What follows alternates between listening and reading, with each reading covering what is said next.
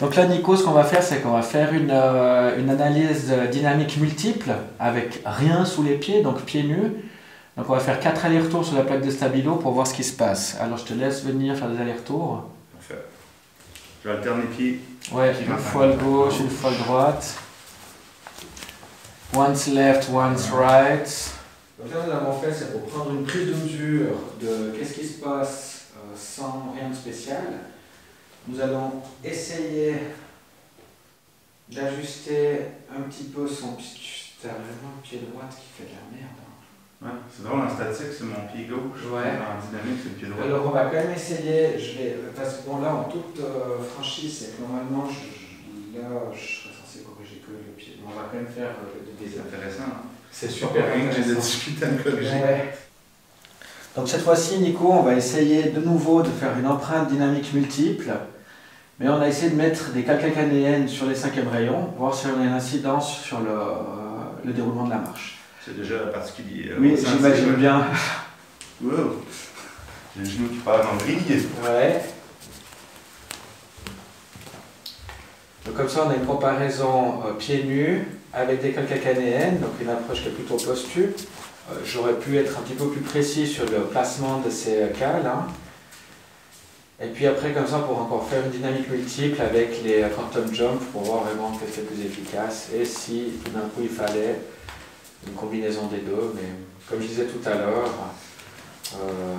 si on arrive à faire quelques quantum jump, ça nous évite de faire des erreurs aussi posturales. Merci.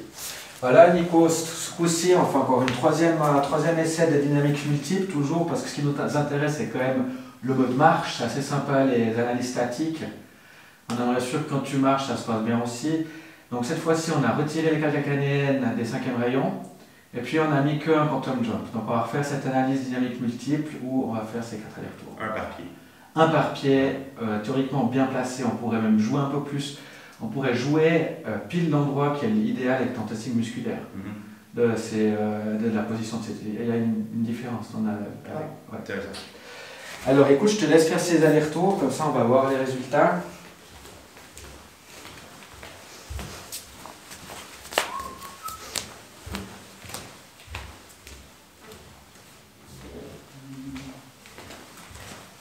C'est moins agaçant au niveau des barres externes des pieds. Ah oui, bah on est un petit peu moins dans un mode.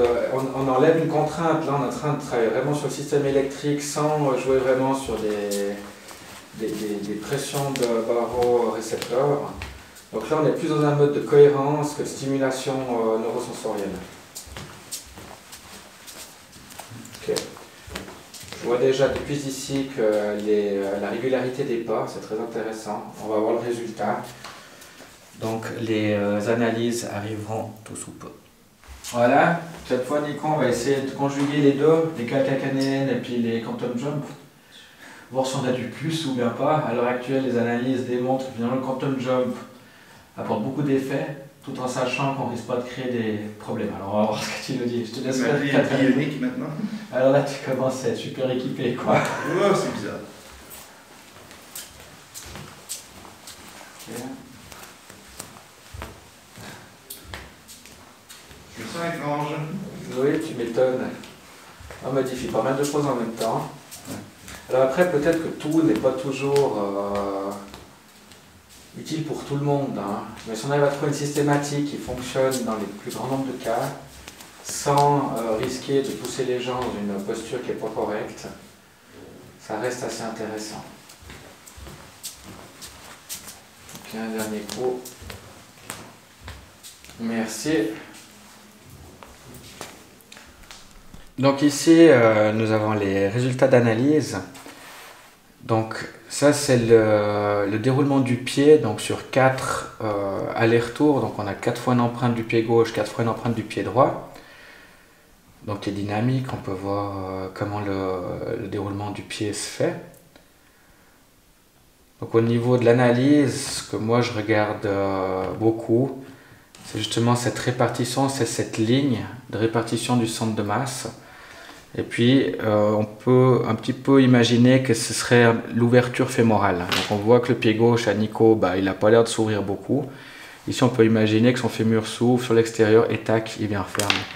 je suis toujours assez intéressé, c'est par l'écart type entre les deux extrémités et puis la distance qu'il peut y avoir là.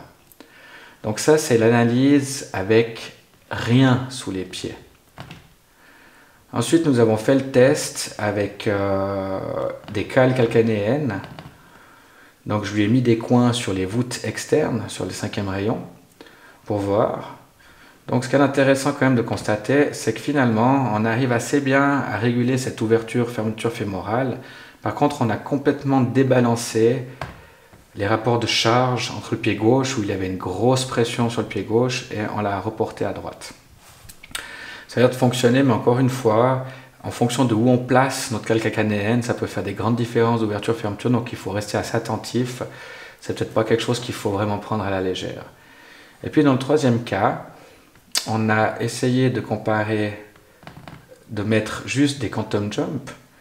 Donc là, ça devient assez étonnant, parce qu'on se rend compte que sans forcer ou contraindre d'aucune manière la biomécanique du pied en jouant sur les afférences podales, on arrive à avoir quasiment plus de rotation fémorale, ni d'un côté ni de l'autre. C'est juste avec le... Ça, c'est que quantum jump. Ouais. Exact. Donc là, on a vraiment l'impression qu'il marche sur des rails, quoi. On voit qu'il n'y a pratiquement plus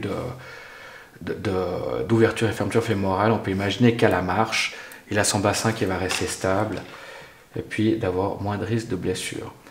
On a toutefois quand même essayé dans un dernier cas, c'est de combiner les deux. Donc cale calcanéenne et quantum jump. Alors bien que j'ai en général des résultats assez prometteurs, avec Nico on voit clairement que ça ne marche pas.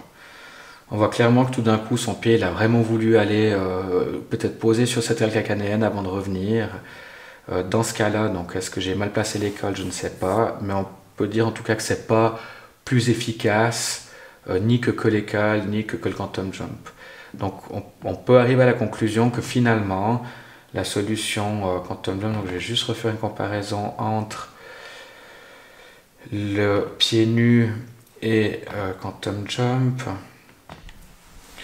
Donc ici on voit qu'en comparaison, si on prend justement le pied nu, donc les images du haut et seulement quantum jump, si je les rapporte justement à cette espèce de déroulé de la marche, on voit finalement qu'on a beaucoup récupéré le pied droite et puis que sans rien, il y a toujours cette ouverture-fermeture fémorale.